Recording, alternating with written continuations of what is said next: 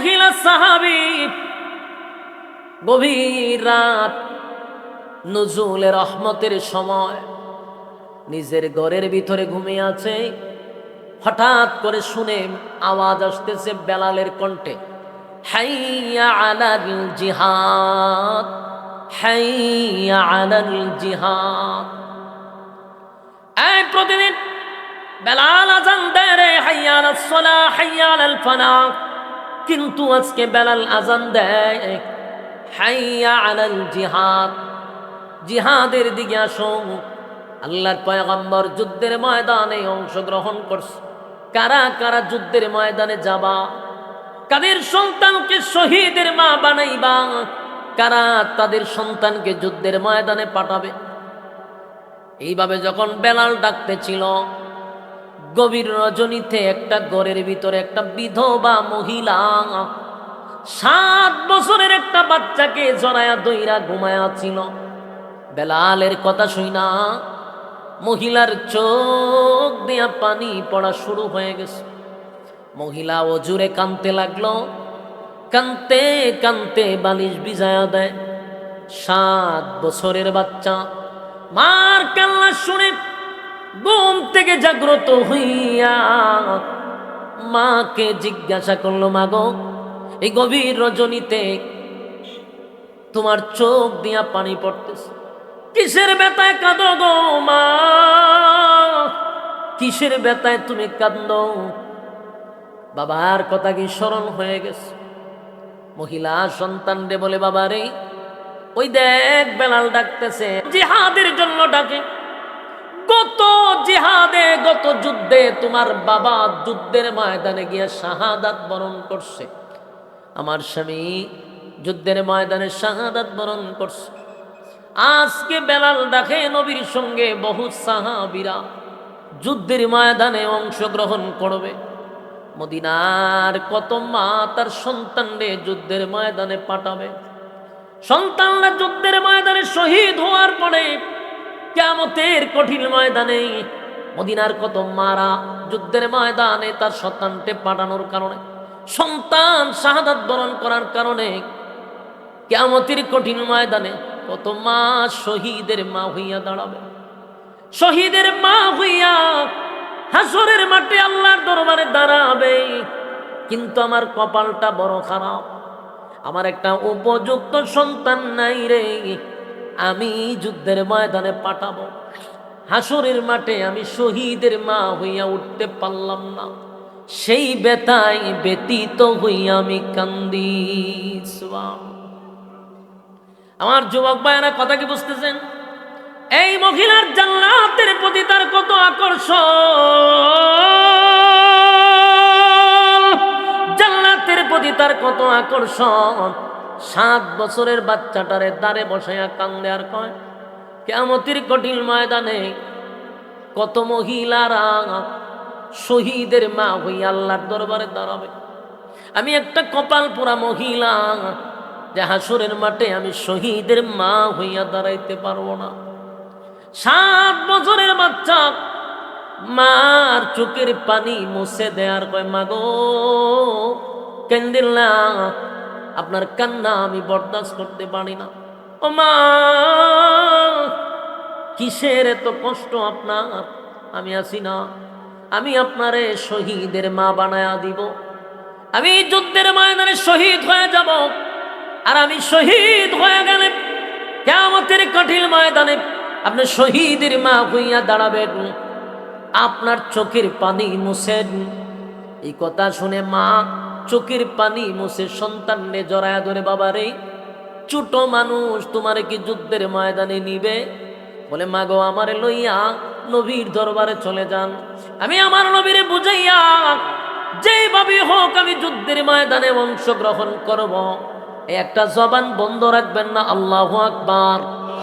7 বছরের বাচ্চার ইমানের পাওয়ার,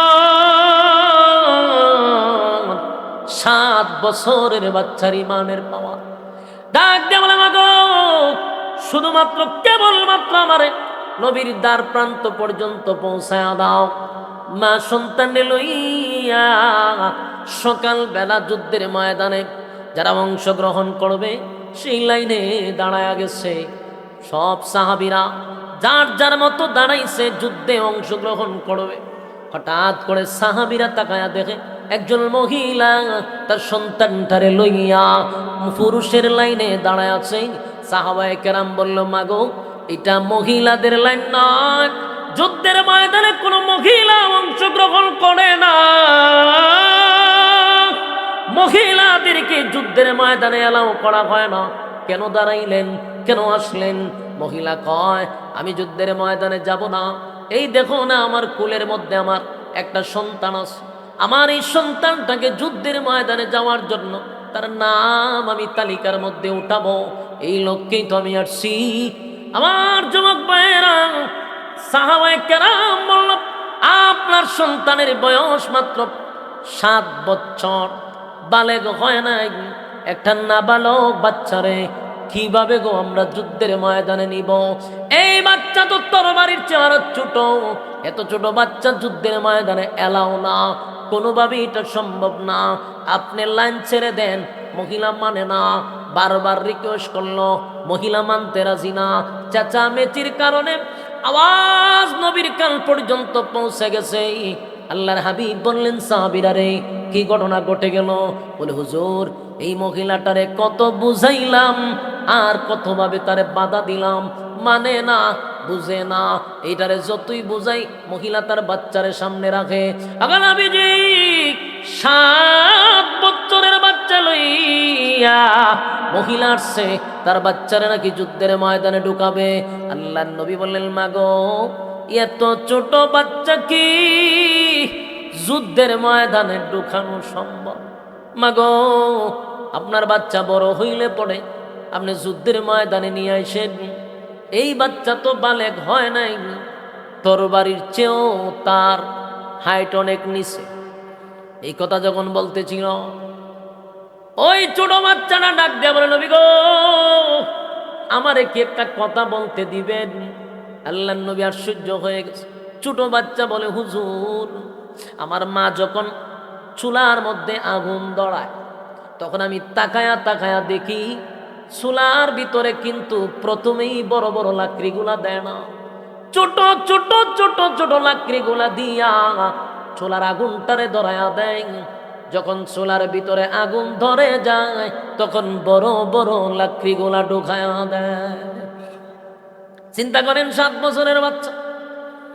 আল্লাহর নবীকে সে বুঝাইতে চায়, হুজুর যুদ্ধের ময়দানে আমার মতো ছোট বাচ্চাগুলারে আগে আপনি যুদ্ধের ময়দানে ছেড়ে দেন, আমরা শহীদ হইয়া যুদ্ধের ময়দানে আগুনটা ধরায়া দিব, তারপরে বড় বড় বড় বড় সাহাবীরা যুদ্ধ শুরু করবে। আল্লাহর নবী তার দিকে তাকাইয়া চোখের পানি ছেড়ে দিছে। আল্লাহর নবী বলেন, এত ছোট বাচ্চা তার ইমানের পাওয়ার, ইমানের পাওয়ার, ইমানের পাওয়ার। আমার যুবক ভাইয়েরা, আল্লাহ এমনি এমনি বলে নাই আমিনু কামা আমানান নাস, ইমান আনো ওই মানুষদের মতো যারা অতীতে ইমানের পরীক্ষায় উত্তীর্ণ হয়েছে, তাদের মতো ইমান আনো। কেন বলল? কারণ নবীর সাহাবীরা ইমানের পরীক্ষায় তারা সবসময় 1st ডিভিশনে পাস করছে। এই ছোট বাচ্চা যুদ্ধের ময়দানে যাওয়ার জন্য নবীর সামনে বিভিন্ন যুক্তি পেশ করলো। আল্লাহর নবী তার দিকে তাকায় আছে। এবার নবী বলেন, মাগো আপনার সন্তান এখনো বহুত ছোট রয়ে গেছে, এই সন্তান দিয়া যুদ্ধের ময়দানে আমার কোনো কাজে আসবে না। ছেলেটা বড় হোক, পরবর্তীতে আপনি যুদ্ধের ময়দানে পাঠাইয়া দিয়েন। এবার এই মহিলা ডাক দেয়া বলে, আল্লাহর পয়গম্বর আমার সন্তান যে একেবারে কাজে লাগবে না বিষয়টা এমন না। নবীজি যুদ্ধের ময়দানে আমার ছেলেটা একটা কাজে লাগবে। যদি আমার সন্তান তরবারির চেয়ে আর অনেক ছোট, কিন্তু একটা কাজে আমার সন্তানটা লেগে যাবে। নবীজি আপনি যখন যুদ্ধের ময়দানে যাবেন, আপনাকে লক্ষ্য করিয়া বেঈমানের বাচ্চাগুলি একের পর এক তীর মারতে থাকবে। আপনাকে লক্ষ্য করে মানুষ আপনারে তীর মারবে, আঘাত করবে। নবীজি তীরগুলা সরানোর জন্য তীরগুলা আটকানোর জন্য মাঝে মধ্যে ডালের প্রয়োজন হয়। ডাল দিয়া তীর আটকাইতে হয়, ডাল দিয়া তরবারির আঘাত আটকাইতে হয়। আমার এই 7 বছরের বাচ্চাটারে যুদ্ধের ময়দানে আপনি ডাল স্বরূপ ব্যবহার করবেন।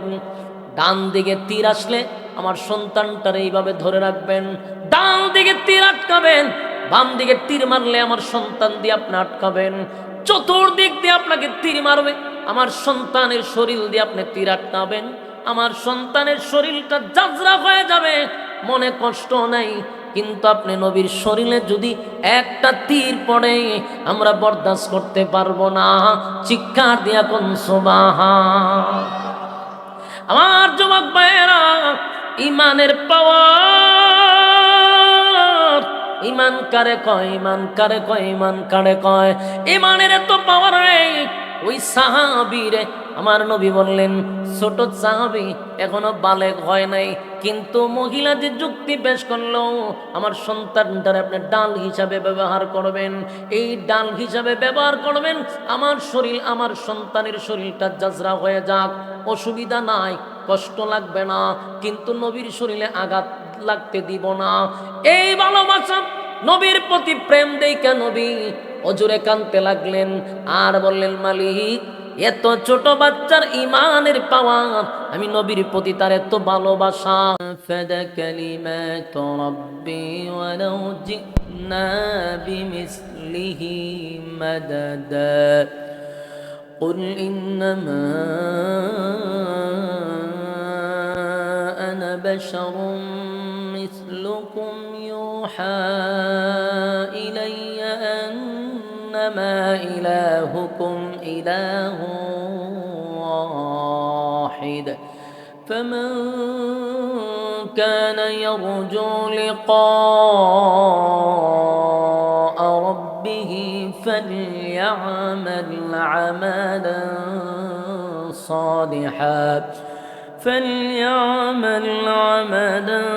صالحا ولا يشرك بعبادة ربه أحدا صدق الله العظيم. দুরূদ শরীফ পড়ি, আল্লাহুম্মা সাল্লি আলা মুহাম্মাদিন ওয়া আলা আলি মুহাম্মাদ কামা সাল্লাইতা আলা ইব্রাহিম ওয়া আলা আলি ইব্রাহিম ইন্নাকা হামিদুম মাজিদ।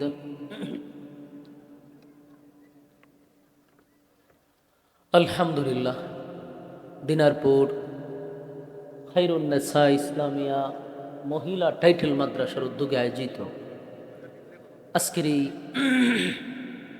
ইসলামী মহাসম্মেলনের সম্মানিত সভাপতি, প্রধান অতিথি, বিশেষ অতিথিবৃন্দ, মুআজ্জাজ মুকাররম হযরত উলামায়ে কেরাম, উপস্থিত নওজোয়ান তরুণ যুবক ভাইরা, মাইকের আওয়াজ যতটুকু দূরে যাচ্ছে অবস্থানরত পর্দানিশী মা ও বোনেরা, সকলকে আমার অন্তরস্থল থেকে জ্ঞাপন করছি মোবারক। শুকরিয়া আদায় করছি যে আল্লাহ রাব্বুল আলামিন দুনিয়ার সমস্ত ফিতনাত থেকে হেফাজত করে মুসলমানের এক ক্লান্তি লগ্নে দিনই একটা মজলিসে সুস্থ অবস্থায় আসার বসার তৌফিক দান করেছেন। শুকরিয়া আদায় করি আলহামদুলিল্লাহ। লক্ষ কোটি দুরুদ এবং সালাম আল্লাহর সৃষ্টির প্রধান আকর্ষণ জনাবে মুহাম্মদুর রাসূলুল্লাহ সাল্লাল্লাহু আলাইহি ওয়াসাল্লামের উপর। সম্মানিত সুধী, রাস্তাঘাটে দোকান পাটে যেই পরিমাণ লোক অনর্থক অকারণে নিষ্প্রয়োজনে সময় নষ্ট করতেছেন, বিনয়ের সাথে বলবো প্যান্ডেলের ভিতরে চলে আসুন। আমরা যদি আগামীকালকে বেঁচে থাকি, মানে আজরাইল যদি আমাদেরকে সিফা দিয়া না ধরে, আগামীকাল পর্যন্ত বেঁচে যদি থাকে, তাহলে আপনার যে প্রতিদিনের অভ্যাস গল্প করা, আড্ডা মারা, এটা আপনি চাইলে করতে পারবেন, যেহেতু আপনি বাচ্চা থাকবেন। আপনি বেঁচে থাকলে আপনি যে প্রতিদিন যেটা করেন এটা করতে পারবেন, কিন্তু আগামীকাল বেঁচে থাকলে এই মাহফিলটাতে আপনি বসতে পারবেন না। আমার কথা বুঝুননি? কিতা কইছি কোনছেন? বাচ্চা যদি তা হয় না আপনারা, তাহলে আপনারা আড্ডা মারতারতেন না নি? ওই আপনারা আড্ডা মারতারবেন, কিন্তু আগামীকালকে বাচ্চা থাকলে কি আপনি এখানে বসতে পারবেন নি? এটাই হলো মূল বিষয়।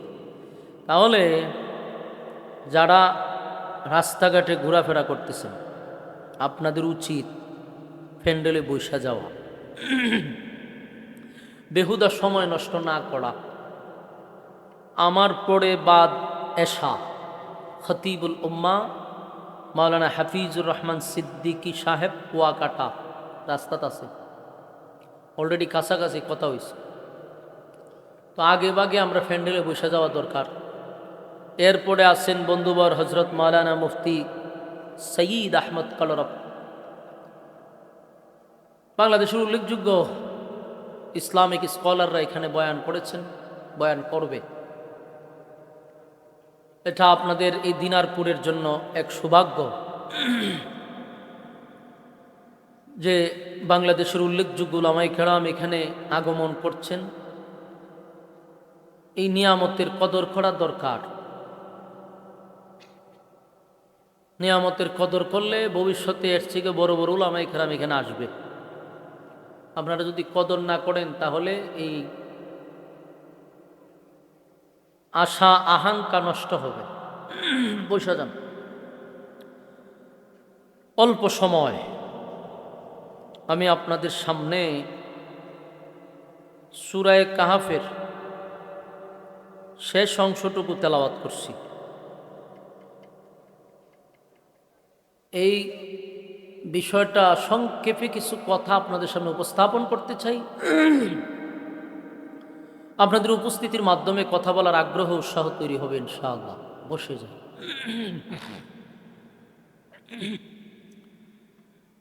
আল্লাহ রাব্বুল আলামিন পৃথিবীতে যত মানুষ পাঠাইছে অতীতে, এবং যত মানুষ বর্তমানে আছে এবং ভবিষ্যতে আসবে কিয়ামত পর্যন্ত, প্রত্যেকটা মানুষের নামে নামে নামে আল্লাহ একটা করে জান্নাত বানাইছে। তাহলে ফেরাউনের নামেও জান্নাত আছে। কথা আগে বুঝার পরে পরে সাবজেক্ট মারতে না, আপনি তো আমার আগেই বুঝে আনতে, তো ওয়াজ আমার করণ দরকার আছে না? ফেরাউনের নামেও আল্লাহ জান্নাত বানাইছে, নমরুদের নামেও, হামানের নামেও বানাইছে। পৃথিবীর প্রত্যেকটা মানুষের জন্য আল্লাহ একটা করে জান্নাত বানাইছে। এখন আসেন প্রশ্নে, সবার নামে নামে তো জান্নাত আছে, কিন্তু ফেরাউন কি জান্নাত পাবে? জান্নাত পাবে না। নমরুদ পাবে না। যতগুলা জালেম আছে জান্নাত পাবে না, কিন্তু এদের নামে জান্নাত ছিল, কিন্তু পাবে না। কেন? এই কেন হইল আমাদের আলোচনা। বলুন আলোচনা কি? কেন পাবে না? কেন? কারণ এদের নামে তো জান্নাত ছিল, তাহলে পাইব না কেন? এই কেনটা বুঝলেই আমরা ওয়াজ সহজ। দেখেন, পৃথিবীতে যত মানুষ আল্লাহ বানাইছে সবার জন্য জান্নাত লিখে রাখছে। মূল কথা হলো আল্লাহ মানুষকে জাহান্নামে দেওয়ার জন্য বানায় নাই। বলুন, মানুষকে আল্লাহ কি জাহান্নামে দিবারলে বানাইছে? না, মানুষকে জান্নাত দেওয়ার জন্যই আল্লাহ বানাইছিল। কিন্তু এখন আমরা পাই না কেন? পাবো না কেন? কেন হইল আমাদের কারণে। কেন শব্দটা আসছে? আমাদের কারণে। একটা এক্সাম্পল দিলে বুঝতে আপনাদের সুবিধা হবে। মনে করুন দিনারপুরের প্রত্যেকটা নাগরিকের জন্য একটা কইরা গুলশানে বাড়ি দেওয়া হবে। মনে করেন, এটা আবার বাস্তব মনে করেন না, আরেক বিপদে ফেলাইবেন। আবার মনে করে নিতে নাই, আবার দিকেন কালকে নিয়ে জানগা। মনে করেন, দৈরা নেন, ডক্টর ইউনূস ঘোষণা দিছে যে আমি দিনারপুরের মানুষদেরকে গুলশানে একটা করে বাড়ি দিব। আমি দিনারপুরের প্রত্যেকটা নাগরিককে সরকারি চাকরি দিব, একটা করে বাড়ি দিব। বুঝছেন নি কথা? আপনারা আগামী এত তারিখের ভিত্তিতে যোগাযোগ করেন, বলুন তো দেখি। ওই 8 তারিখের ভিতরে যদি আপনি যোগাযোগ করেন, দিনারপুরের মানুষটার এলাকাত পাওয়া যাবে দিন, দেখবেন এলাকাত কেউ নাই, হয়ে গেছে, সব ঢাকা গেছে। কারণ একদিকে হলো সরকারি চাকরি আর একদিকে হলো প্লাট, দেখবেন একটা মানুষও বাড়িতে না। আচ্ছা, ডাহা গেছে, গিয়ে লাইনও দাঁড়াইছে। দাঁড়ানোর পরে আপনাদের নাম ঠিকানা সব কাগজে কলমে লেখা হইয়া জমাই দিব না, কতজন আইছে, কতজন ঢুকছে, তো কাগজপত্র সব জমা হয়েছে। এখন আপনার গ্রাম জিগাইতেছে, বাড়ি জিগাইতেছে, আপনার শিক্ষাগত যোগ্যতা জিগাইতেছে, সব জিগানোর পরে আপনি বলতেছেন যে আমার বাড়ি দিনারপুর, জিগালে শিক্ষাগত যোগ্যতা, আমি তো লেখাপড়া করছি না, ঠেলা গাড়ি চালাই, কি ডক্টর ইউনূস যেহেতু ঘোষণা দিছে আমি চলে আসছি। এই লোকটাকে কি সরকারি চাকরি এবং প্লাট দেওয়া যায়? আমার কথা আর আগে আপনি এক্সাম্পল না বুঝলে আলোচনা বুঝতেন না। এই লোকটাকে কি চাকরি এবং প্লাট দেওয়া যায়? এখন না দিলে আপনার প্রশ্ন হইব, ডক্টর ইউনূসে বলছে না যে প্রত্যেকটা দিনারপুরের নাগরিককে একটা করে চাকরি, একটা করে বাড়ি? এটা তো ইউনূসে বলছে, দইরা নিতেন দিছে। তো বলার পরে এখন দিবে না কেন? দিবে না কেন? বলে প্রত্যেকটা নাগরিককে উনি চাকরি দিবে বলছে, বাড়িও দিবে, এটাও কথা ঠিক। কিন্তু নাগরিক তো যোগ্যতা সম্পন্ন হতে হবে, কথা হয় না দি? গ্রামের যদি সবাই যোগ্যতা সম্পন্ন হয়, সবাই কি দিবে? এখন আপনি স্কুলের বারান্দাত গেছেন না, মাদ্রাসার বারান্দাত গেছেন না, আপনার সরকারি চাকরিটা কেমনে দিব? কথা হয় না দি? সরকারি চাকরি পাইলেন না, আপনার বাড়ি দিত। আপনার তো শিক্ষাগত যোগ্যতা নাই, বলছে দিনারপুরের মানুষ কি চাকরি দিব। এই জন্য আপনি যে লেখাপড়া স্যার এটা হায়া পড়বেন, এটা তো জানেন আমার। কারণ আমরা তো বুঝ যাওয়া দরকার ছিল যে আমার চাকরি দিতে গেলে অবশ্যই আমার যোগ্যতা লাগবে, আমার যোগ্যতা স্যার হয়ে গেলে লাইনে হারে গেছেন না। কিন্তু আপনার নামে একটা করে বাড়ি, একটা করে চাকরি দেওয়ার কথা, কিন্তু এখানে আপনার যোগ্যতা লাগবে। বিনা যোগ্যতায় তো আপনাকে সরকারি চাকরি দিবে না, কথা হয় না দি? আল্লাহ বলছে প্রত্যেকটা মানুষকে আমি একটা কইরা জান্নাত লিখে রাখছি তার নামে। কিন্তু এই মানুষটা জান্নাত পাইতে গেলে তার যে যোগ্যতা দরকার সেটা হলো ঈমান এবং নেক আমল। বলুন, ঈমান, নেক আমল। সবার জন্য জান্নাত আছে, কিন্তু দুনিয়া নামক জায়গায় পাঠাইছে ঈমান এবং নেক আমল, এই দুইটা জিনিস আপনাকে সংগ্রহ করতে হবে। এবং এই দুই জিনিস লই আপনি কবরে যেতে হবে। কবরে যাওয়ার পরে আপনাকে দেখবে যে আপনার ভিতরে ঈমান এবং নেক আমল আছে কিনা। যদি থাকে, ওই যে আপনার নামে যে জান্নাত ছিল এটা আপনাকে দিয়ে দেওয়া হবে। কিন্তু আপনার নাই ঈমান, নাই আমল, আপনি যদি হাসরের মাঠে গিয়ে এখন আল্লাহ না কইছে আমরা নামে জান্নাত লাগছে তো, কিন্তু ঈমানও তোর নাই, নেক আমলও নাই, এই জান্নাত পাওয়া সম্ভব? আপনারা আমার কথা বুঝেননি। আমার কথা যদি আপনারা বুঝেন তাহলে একটু হা না কইলে আমার জন্য সুবিধা হয়। কথা বুঝতেছেন? প্রত্যেকটা মানুষের জন্য আল্লাহ জান্নাত রাখছে, এতে কোনো সন্দেহ নাই। কিন্তু ঘটনাটা হইল, জান্নাত পাওয়ার জন্য যতগুলা কোয়ালিটি দরকার একটাও যদি আমার ভিতরে না থাকে, আমি কি বাড়ি এই জান্নাত পাওয়া সম্ভব? আপনাকে গুলশানে বাড়ি দেওয়া হবে, আপনি কাগজপত্র, আপনার শিক্ষাগত যোগ্যতা সব কিছু জমা দিতে হবে। আপনি যদি দিনারপুর থেকে ফোন করে এখন বলে আমি ঢাকা আসতে পারবো না ভাই, আমার সময় নেই, আপনি আমার নামে যে বিল্ডিংটা আছে এটার চাবিটা আমার অমুকের কাছে পাঠাই দিয়ে দিব আপনারে। আপনার দৌড়াদৌড়ি করতে হইব, চেষ্টা করতে হইব, কষ্ট করতে হইব, এরপরে না বাড়ি পাইতে। তো দুনিয়া নামক জায়গায় পাঠাইছে আপনি চিরস্থায়ী জান্নাতটা পাওয়ার জন্য। আমাদের দুনিয়াতে কিছু কাজ আছে, এই কাজগুলো আমাদের করতে হবে। কারণ আমরা দুনিয়াতে আসছি, খাও দাও ফুর্তি করো, দুনিয়াটা মস্ত বড়, খাম কু খাম, দিনের খাম রাত্রের খাম দিয়ে আমরা পিএইচডি করে লেছি। তা আপনারে কি খামের লেগে পাঠাইছেন না? আমরা চান্দা করতে পাঠাইছে আপনারে, কথা কই না দি? মানুষের উপর জুলুম করবার লেগে পাঠাইছে, মানুষকে গুম খুন হত্যা করবার লেগে পাঠাইছে। তা আপনি তো ই খাম করে গেছেন পরকালে, তো এখন কি আপনি জান্নাত পাবেন? এটাই হলো মূল বিষয়। আবু জাহেলের নামে জান্নাত ছিল, কিন্তু পায় নাই, কেন? সন্ত্রাসী করছে, আগাম কুকাম করছে, ইমান নাই আমল নাই। ফেরাউন ইমান নাই আমল নাই, জুলুম নির্যাতন করছে, পাবে না। কথা ক্লিয়ার? ঠিক প্রত্যেকটা মানুষের নামে জান্নাত আছে, কিন্তু এই জান্নাতটা দুনিয়াতে সেটা দলিল করতে হবে। এই জন্য কিছু সময় দুনিয়াতে দেওয়া হয়েছে, 60 বছর 70 বছর এই সময়টুকুই দিছে আমাদেরকে চিরস্থায়ী জান্নাতটা আমাদের নামে লিখে নেওয়ার জন্য। নিতে পারলাম না, আমরা সময় অন্যদিকে ব্যয় করলাম। তো আল্লাহ বলেন প্রথম শর্ত হলো তোমাদের ঈমান থাকতে হবে, এরপরে নেক আমল। ঈমান অ্যাকাউন্ট, বলুন ঈমান কি? অ্যাকাউন্ট। নেক আমল, অ্যাকাউন্ট যদি থাকে টাকা জমা হবে, অ্যাকাউন্ট না থাকলে টাকা জমা হইব নি? তো ঈমান যদি থাকে নামাজ ঢুকবে, রোজা ঢুকবে, ওয়াজ মাহফিল শুনতে আসছেন, সব নেক আমল ঢুকবে। ঈমান নাই, আপনি নামাজ পড়েন রোজা রাখেন, লাভ হইব নি? ঢুকার জায়গা নাই, অ্যাকাউন্ট নাই। আল্লাহ বলেন প্রত্যেকটা মানুষ নিজেকে ঈমানদার দাবি করে। এই যে এখানে যারা বসছেন সবার দাবি হইল আপনারা ঈমানদার, ঠিক না? ঠিক, সবার দাবি ঈমানদার। আপনি যদি দিনারপুরের সবচেয়ে বড় একটা বেনামাজিরে তাফাতা ধরেন যে ঈদের নামাজটা পড়ে না, আসেনি রকম, হেরে জিগায়েন আপনি, বলে তুই তো ঈদের নামাজও পড়স না, তোর মতো বেনামাজি তো আমরা দিনারপুরে নাই। আচ্ছা কত তোর ঈমান আসেনি?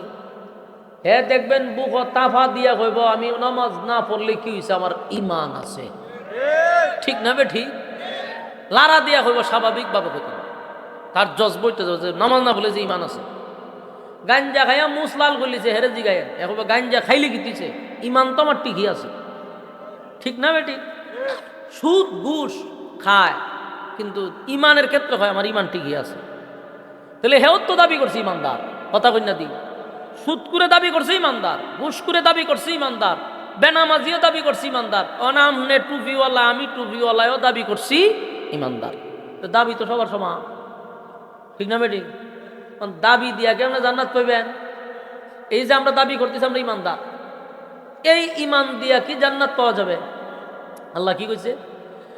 ইন্নাল্লাযীনা আমানু ওয়া আমিলুস সালিহাত কানাত লাহুম জান্নাতুল ফিরদাউসি নুজুলা।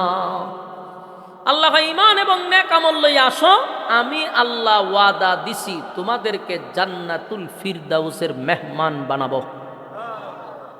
দেখেন আল্লাহ দেওয়ার সময় সাধারণ জান্নাতের কথা বলে নাই। আল্লাহ জান্নাত দিবে সাধারণ জান্নাতের কথা বলে নাই। আল্লাহ বলছে তোমাদেরকে আমি জান্নাত দিব, জান্নাতুল ফিরদাউস। সুবহানাল্লাহ, আল্লাহর ওয়াদা আমি তোমাদেরকে দিব, কিন্তু বান্দা তুই আমার কাছে দুই জিনিস নিয়ে আসতে হবে, ঈমান নেক, কথা না। কিন্তু দাবি যে করি আমরা ঈমানদার, এই দাবি লইয়া না, এই ঈমান লইয়া না। আমরা ঈমান যে দুর্বলের দুর্বল, আমরা ঈমান বিক্রি করি সকাল বিকাল, সকাল বিকাল ঈমান বিক্রি করি। কোনো সময় রং সার কাছে বিক্রি হই, কোনো সময় 500 টাকার কাছে বিক্রি হই। গরু ছাগল যেভাবে বেচা কিনা হয়, বুডের আগে এইভাবে মানুষের বেচা কিনা করে। ঈমান আছে না গেছে? দাবির বেলাতে খুব শক্তিশালী, আমি ঈমানদার। আল্লাহ বলেন এই ঈমান নিয়ে চলবে না। ঈমান কিভাবে?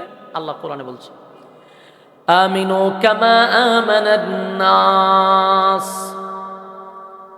আল্লাহ রাব্বুল আলামিন বলেন প্রত্যেকটা মানুষ তোমরা ঈমান আনো, আমিনু কামা আমানান নাস, ওই মানুষদের মতো যারা অতীতে ঈমানের পরীক্ষা দিয়ে উত্তীর্ণ হয়েছে, ঈমানের পরীক্ষায় যারা ফার্স্ট ডিভিশনে পাস করছে, তোমরা তাদের মতো ঈমান আনো, তাদের মতো ঈমান আনো। আমি আল্লাহ ওয়াদা দিলাম তোমাদেরকে আমি জান্নাতুল ফিরদাউস দান করে দিব। সুবহান। আমার যুবক ভাইরা দিলের কান লাগায় কথাগুলি শ্রবণ করবেন।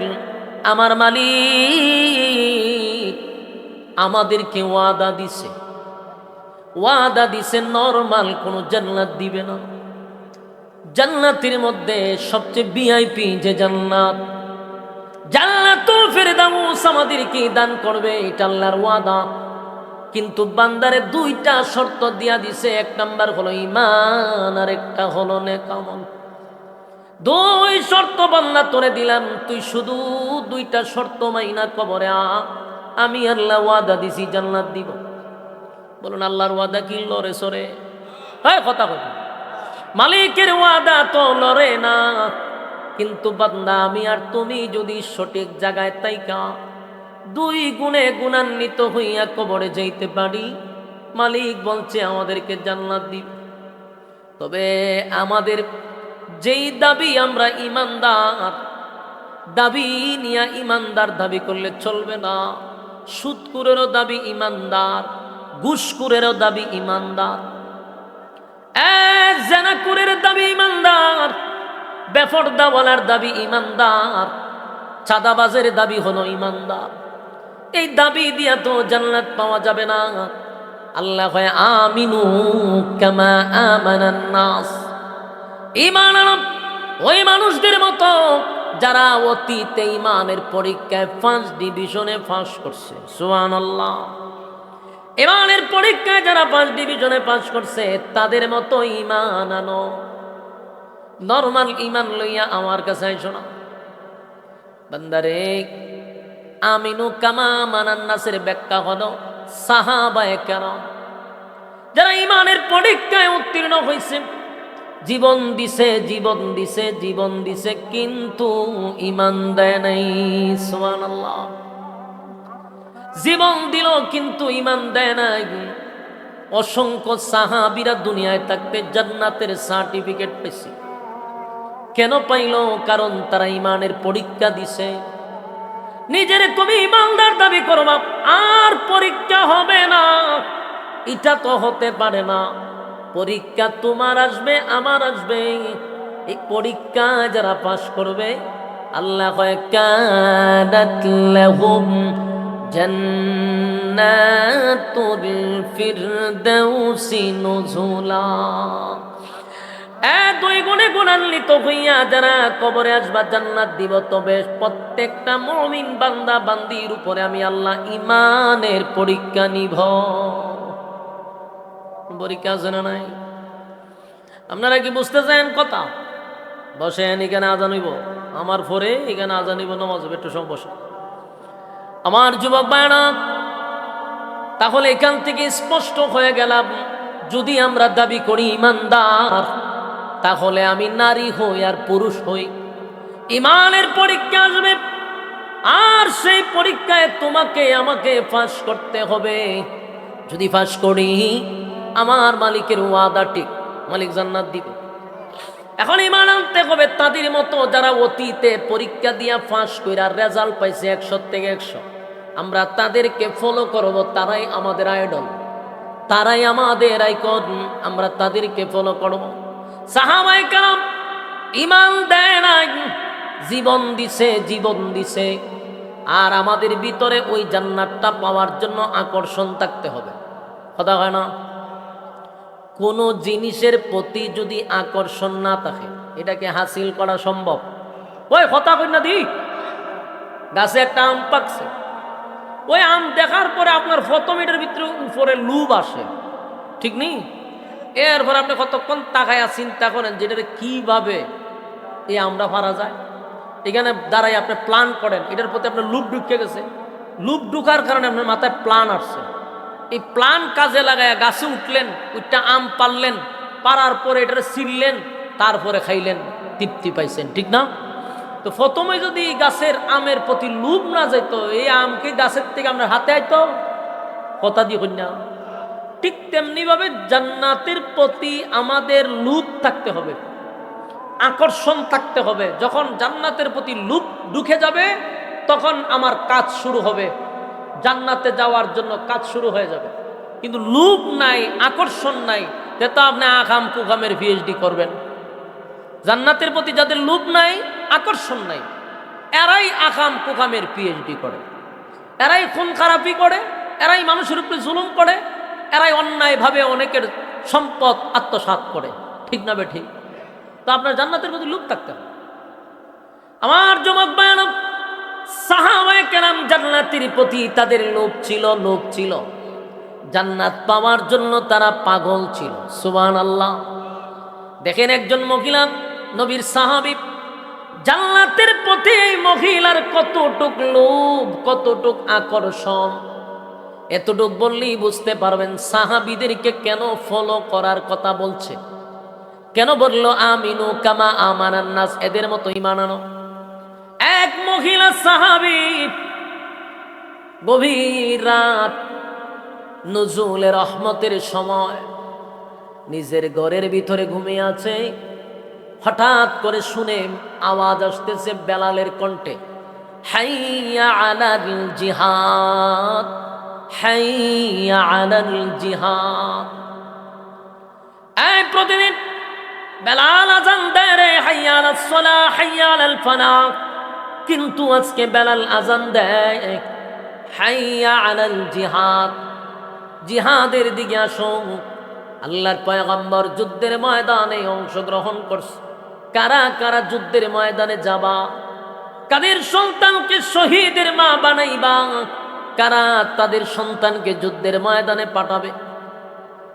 এইভাবে যখন বেলাল ডাকতেছিল, গভীর রজনীতে একটা ঘরের ভিতরে একটা বিধবা মহিলা 7 বছরের একটা বাচ্চাকে জড়ায়া দইরা ঘুমায়া ছিল। বেলালের কথা শুনা মহিলার চোখ দিয়া পানি পড়া শুরু হয়ে গেছে। মহিলা অজুরে কাঁদতে লাগলো।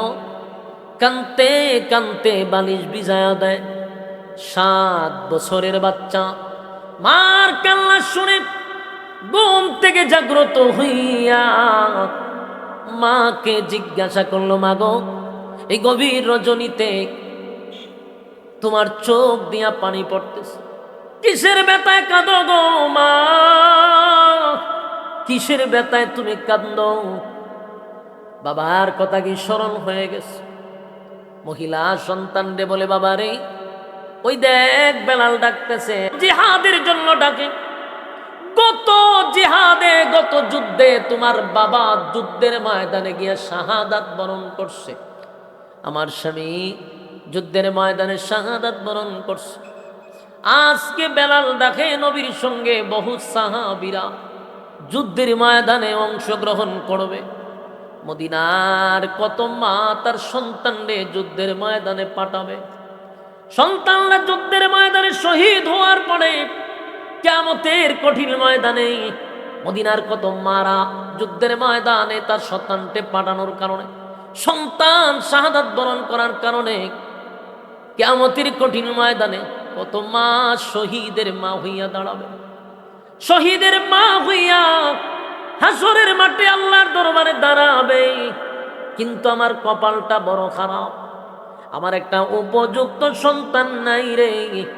আমি যুদ্ধের ময়দানে পাঠাবো, হাসরের মাঠে আমি শহীদের মা হইয়া উঠতে পারলাম না।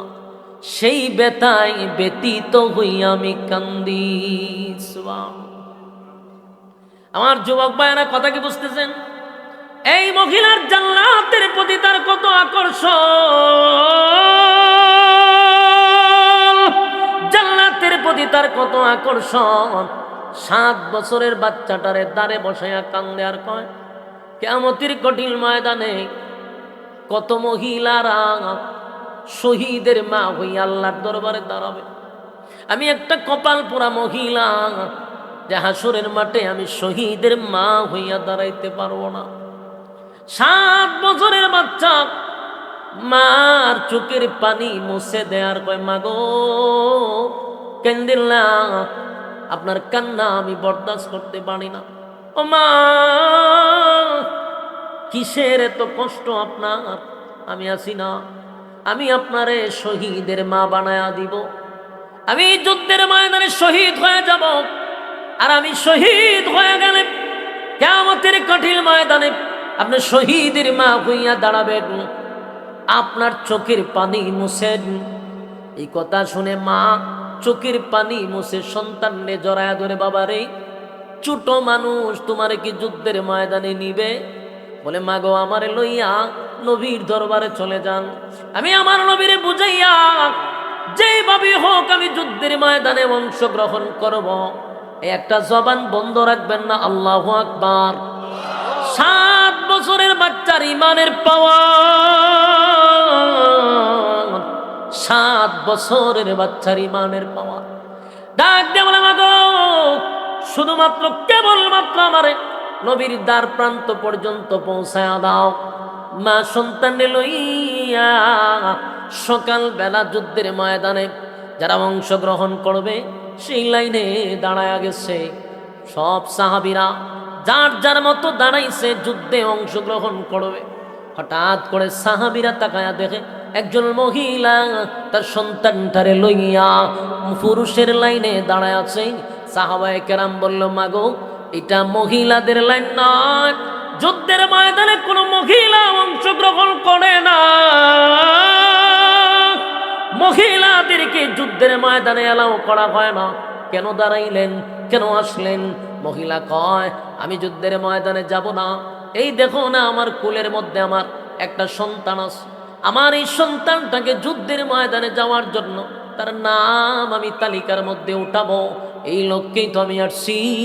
আমার যুবক ভাইয়েরা, সাহাবায়ে কেরাম বলল, আপনার সন্তানের বয়স মাত্র 7 বছর, বালেগ হয় নাই, একটা নাবালক বাচ্চারে কিভাবে গো আমরা যুদ্ধের ময়দানে নিব? এই বাচ্চা তো তরবারির চেয়ে আরো ছোট, এত ছোট বাচ্চা যুদ্ধের ময়দানে এলাও না, কোনোভাবেই এটা সম্ভব না, আপনি লাইন ছেড়ে দেন।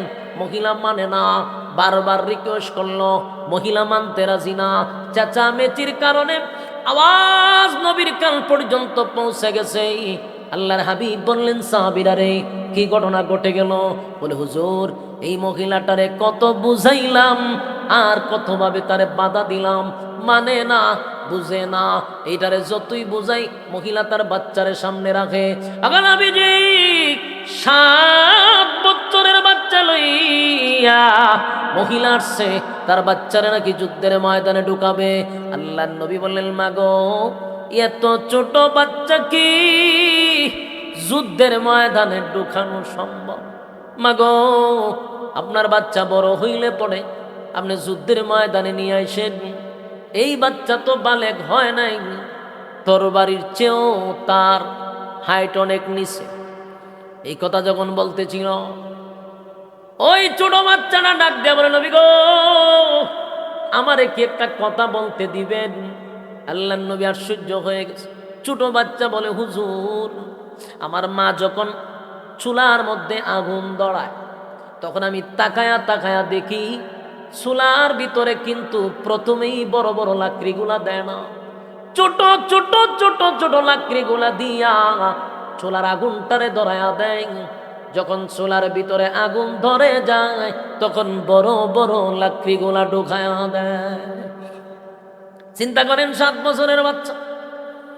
আল্লাহর নবীকে সে বুঝাইতে চায়, হুজুর যুদ্ধের ময়দানে আমার মতো ছোট বাচ্চাগুলারে আগে আপনি যুদ্ধের ময়দানে ছেড়ে দেন, আমরা শহীদ হইয়া যুদ্ধের ময়দানে আগুনটা ধরায়া দিব, তারপরে বড় বড় বড় বড় সাহাবীরা যুদ্ধ শুরু করবে। আল্লাহর নবী তার দিকে তাকাইয়া চোখের পানি ছেড়ে দিছে। আল্লাহর নবী বলেন, এত ছোট বাচ্চা তার ইমানের পাওয়ার, ইমানের পাওয়ার, ইমানের পাওয়ার। আমার যুবক ভাইয়েরা, আল্লাহ এমনি এমনি বলে নাই আমিনু কামা আমানান নাস, ইমান আনো ওই মানুষদের মতো যারা অতীতে ইমানের পরীক্ষায় উত্তীর্ণ হয়েছে, তাদের মতো ইমান আনো। কেন বলল? কারণ নবীর সাহাবীরা ইমানের পরীক্ষায় তারা সব সময় ফার্স্ট ডিভিশনে বাস করছে। এই ছোট বাচ্চা যুদ্ধের ময়দানে যাওয়ার জন্য নবীর সামনে বিভিন্ন যুক্তি পেশ করলো। আল্লাহর নবী তার দিকে তাকায় আছে। এবার নবী বলেন, মাগো আপনার সন্তান এখনো বহুত ছোট রয়ে গেছে, এই সন্তান দিয়া যুদ্ধের ময়দানে আমার কোনো কাজে আসবে না, ছেলেটা বড় হোক, পরবর্তীতে আপনি যুদ্ধের ময়দানে পাঠাইয়া দিয়েন। এবার এই মহিলা ডাক দেয়া বলে, আল্লাহর পয়গম্বর আমার সন্তান যে একেবারে কাজে লাগবে না বিষয়টা এমন না।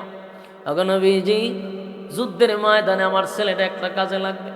যদি আমার সন্তান তরবারির চেয়ে আরো অনেক ছোট, কিন্তু একটা কাজে আমার সন্তানটা লেগে যাবে। নবীজি আপনি যখন যুদ্ধের ময়দানে যাবেন, আপনাকে লক্ষ্য করিয়া বেঈমানের বাচ্চাগুলি একের পর এক তীর মারতে থাকবে, আপনাকে লক্ষ্য করে মানুষ আপনারে তীর মারবে, আঘাত করবে। নবীজি তীরগুলা সরানোর জন্য, তীরগুলা আটকানোর জন্য মাঝে মধ্যে ডালের প্রয়োজন হয়, ডাল দিয়া তীর আটকাইতে হয়, ডাল দিয়া তরবারির আঘাত আটকাইতে হয়। আমার এই 7 বছরের বাচ্চাটারে যুদ্ধের ময়দানে আপনি ডান স্বরূপ ব্যবহার করবেন। ডান দিকে তীর আসলে আমার সন্তানটারে এইভাবে ধরে রাখবেন, ডান দিকে তীর আটকাবেন, বাম দিকে তীর মারলে আমার সন্তান দিয়ে আপনি আটকাবেন, চতুর্দিক দিয়ে আপনাকে তীর মারবে, আমার সন্তানের শরীর দিয়ে আপনি তীর আটকাবেন। আমার সন্তানের শরীরটা জাজরা হয়ে যাবে, মনে কষ্ট নাই, কিন্তু আপনি নবীর শরীরে যদি একটা তীর পড়ে আমরা বরদাস্ত করতে পারবো না। চিৎকার দিয়া কোন সুবহান। আমার যুবক ভাইয়েরা, ইমানের পাওয়ার, ইমান কারে কয়, ইমান কারে কয়, ইমান কারে কয়, ইমানের এত পাওয়ার রে। ওই সাহাবীরে আমার নবী বললেন, ছোট সাহাবী এখনো বালেগ হয় নাই, কিন্তু মহিলা যে যুক্তি পেশ করলো, আমার সন্তানটার আপনি ডাল হিসাবে ব্যবহার করবেন, এই ডাল হিসাবে ব্যবহার করবেন, আমার শরীর, আমার সন্তানের শরীরটা জাজরা হয়ে যাক, অসুবিধা নাই, কষ্ট লাগবে না, কিন্তু নবীর শরীরে আঘাত লাগতে দিব না। এই ভালোবাসা, নবীর প্রতি প্রেম দেখে নবী অজুরে কাঁদতে লাগলেন আর বললেন, মালিক এত ছোট বাচ্চার ইমানের পাওয়ার, আমি নবীর প্রতি তার এত ভালোবাসা। আমার যুবক ভাইয়েরা, আল্লাহ বলেন, আমিনু কামা আমানান নাস, ঈমান আনো ওই মানুষদের মতো। কেন ওই মানুষ বলতে কারা বুঝাইছে? শুধু সাহাবায়ে কেরামদেরকে বুঝায় নাই। আমিনু কামা আমানান নাস আব্দুল্লাহ বিন তামির হতে পারে, আমিনু কামা আমানান নাস ফেরাউনের বউ আসিয়া হতে পারে, আমিনু কামা আমানান নাস এটা কিন্তু ফেরাউনের দাসী হতে পারে, আমিনু কামা আমানান নাস এটা নবীর সাহাবায়ে কেরাম হতে পারে। কারণ তারা ইমানের জন্য জীবন দিছে, ইমানের জন্য তারা জীবন দিছে, কিন্তু বেঈমানের কাছে মাথা নত করে নাই, বেঈমানের কাছে মাথা নত করে নাই। এই জন্য আল্লাহ দুনিয়ায় থাকতে ঘোষণা দিল, তুমি জান্নাতি, তুমি জান্নাতি, তুমি জান্নাতি। একে একে বহু সাহাবীদেরকে আমার আল্লাহ দুনিয়ায় জান্নাতের সার্টিফিকেট দিছে। আমার দিনারপুরের ভাইয়েরা, দিলের কান লাগায় শুনেন, প্রত্যেকটা মানুষের জন্য আল্লাহ জান্নাত বানাইছে। কাউরে মালিক জাহান্নামে দেওয়ার জন্য বানায় নাই, কাউরে আগুনে পুরানোর জন্য বানায় নাই। মালিক তো জান্নাত দিতে চায়, কিন্তু বান্দারে দুইটা শর্ত, ইন্নাল্লাযীনা আমানু ওয়া আমিলুস সলিহাত। 1 নাম্বার হলো তোর ঈমান, 2 নাম্বার হলো তোর নেক আমল। ঈমান আর নেক আমল লইয়া যদি কবরের ভিতরে ঢুকতে পারি, আল্লাহ কয় কানাত লাহুম জান্নাতুল ফিরদাউসি নুজুলা। ওয়াদা দিলাম জান্নাতুল ফিরদাউসের মেহমান বানাবো, ওয়াদা দিলাম জান্নাতুল ফিরদাউসের মেহমান বানায়া দিব। আমার যুবক ভাইরা, জান্নাতুল ফিরদাউসের মেহমান বানাবে।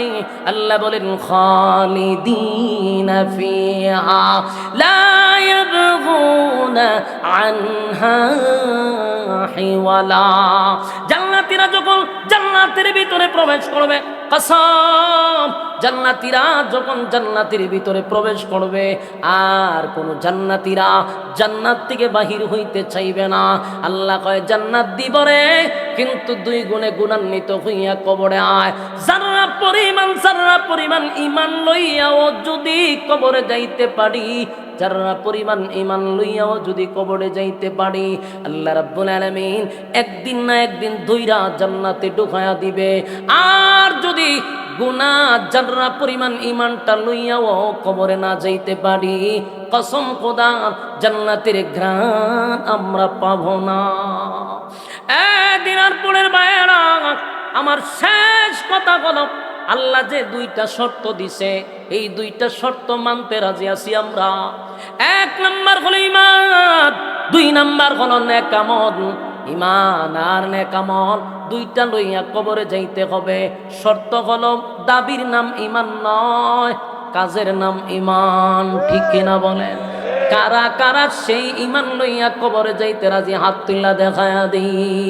লিল্লাহে তাকবীর, লিল্লাহে তাকবীর। রাজি আছেন ইনশাআল্লাহ? নেইরা নারে তাকবীর।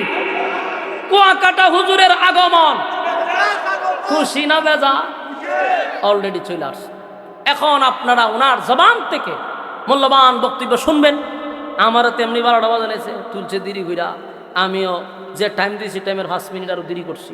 যতটুক আপনাদের সামনে কথা বললাম, এই কথাগুলোর উপরে বলনেওয়ালা শুনলেওয়ালা উভয়কে সহি আমল করার তৌফিক দান করুক, আমিন।